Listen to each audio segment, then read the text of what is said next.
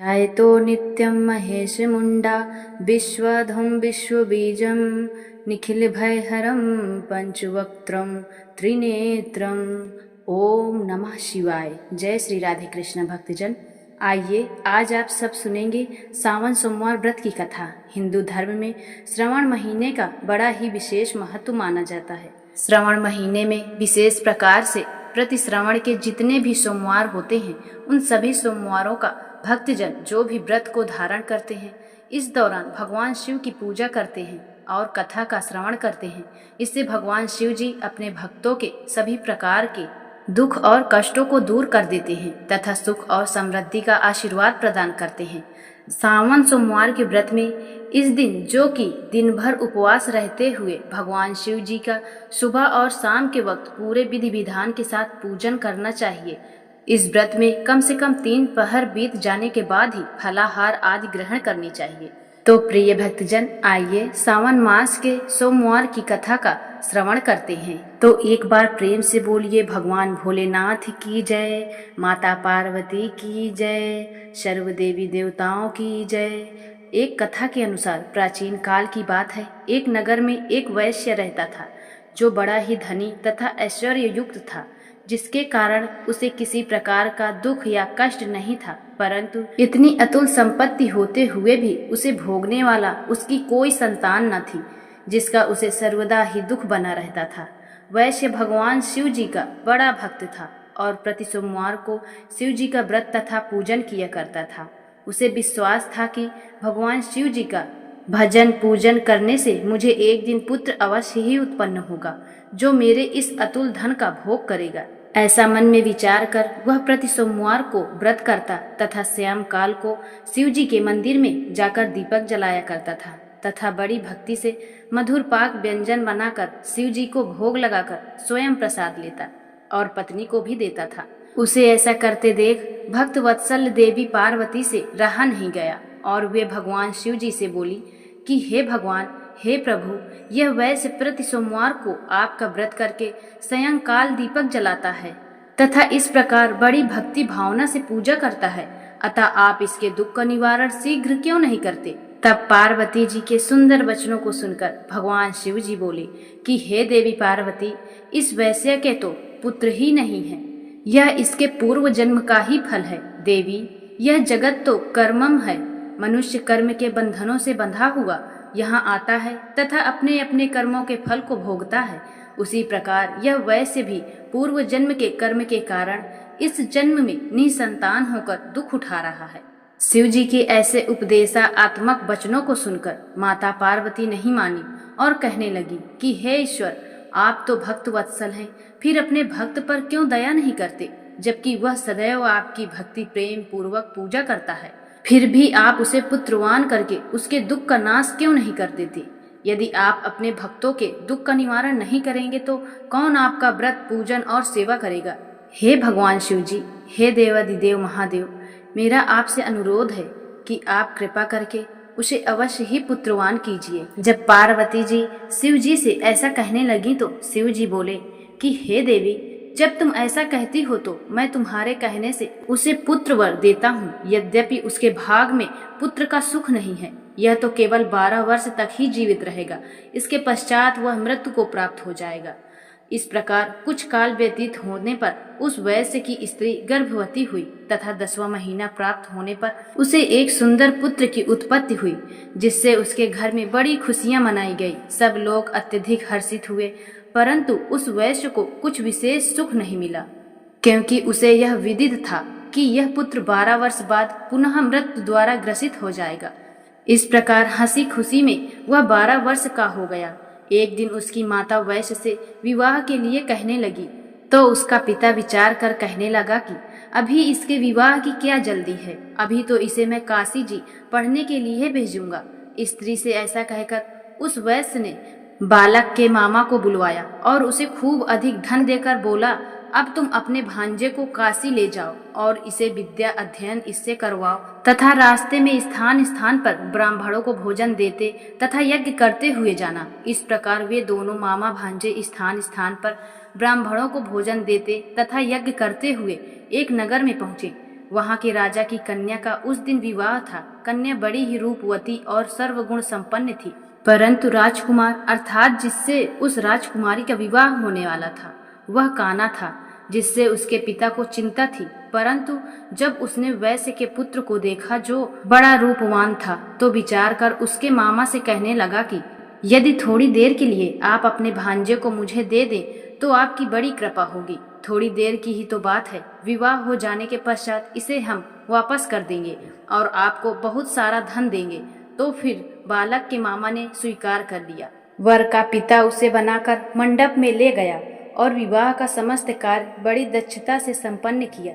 परंतु जब लड़का सिंदूर दान करके लौटने लगा तो उसने कन्या की साड़ी के आंचल पर लिख दिया कि हे भामिनी, तुम्हारा विवाह मुझ वैश्य के पुत्र से हुआ है और अब मैं काशी जी में पढ़ने जा रहा हूँ। परंतु जिसके साथ तुम्हें भेजा जाएगा वह एक आंख का काना तुम्हारा पति नहीं है।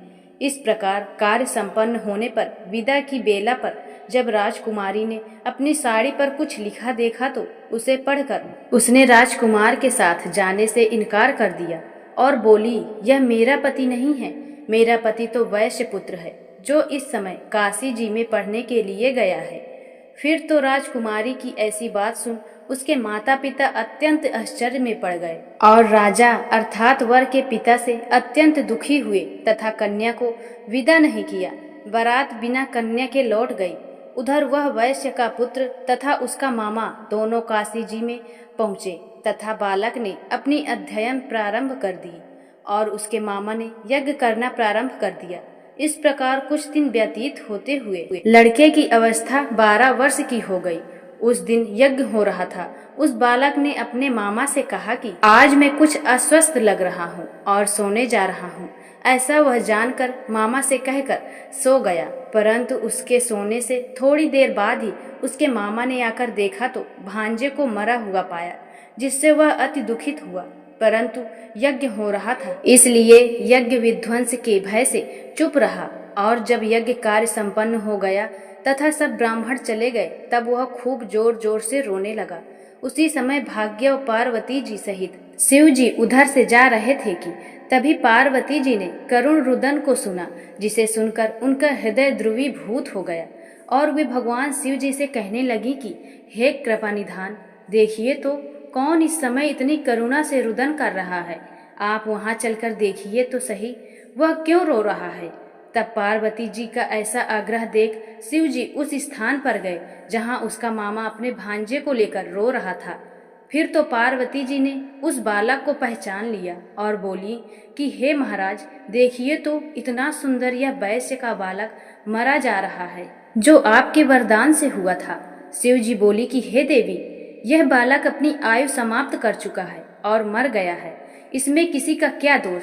पार्वती जी ने कहा कि हे देवाधिदेव महादेव शिव जी, जैसे आपने इसे अब तक 12 वर्ष की आयु दी है, वैसे ही इसे जीवन पर्यंत के लिए और आयु दे, नहीं तो वह वणिक पुत्र के वियोग में मृत्यु को प्राप्त हो जाएगा। तब पार्वती जी के ऐसा कहने पर शिव जी ने वणिक पुत्र को जीवित कर दिया।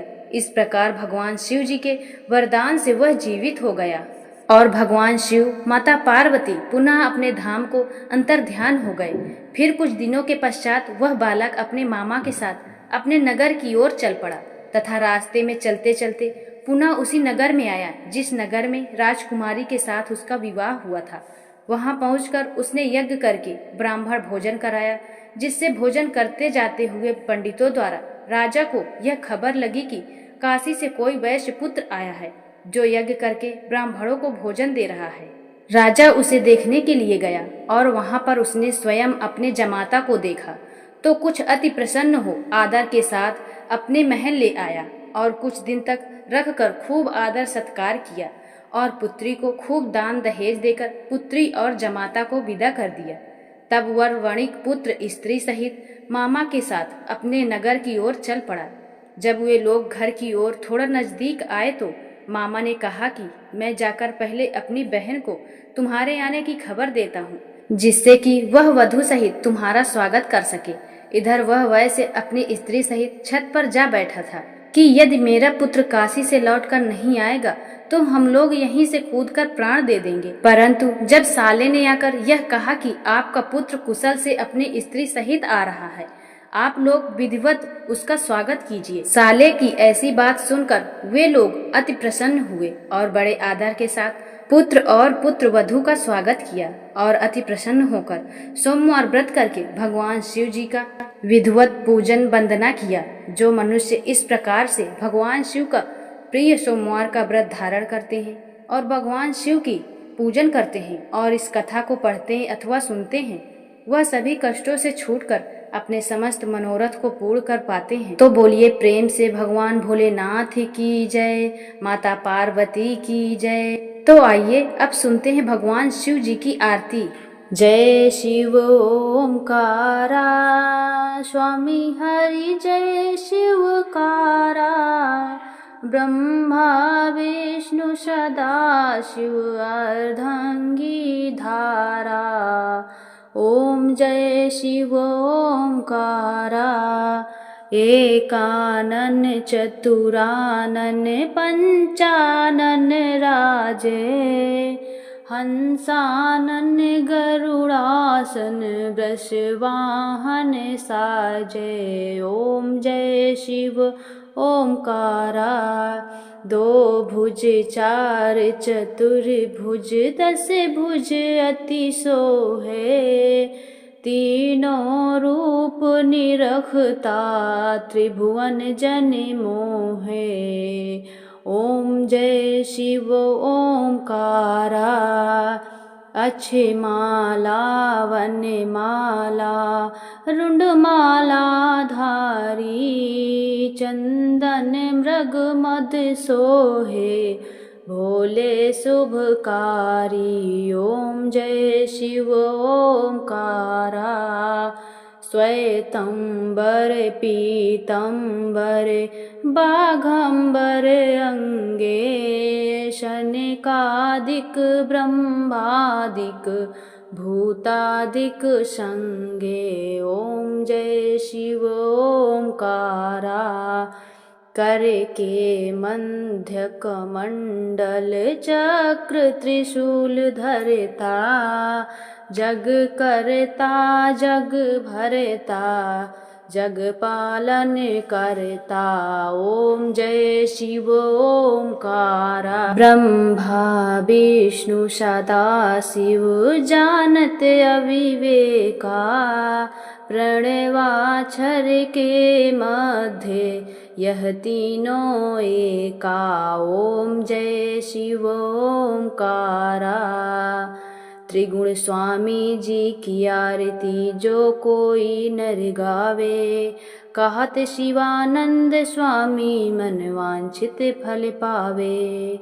बोलिए शंकर भगवान की जय।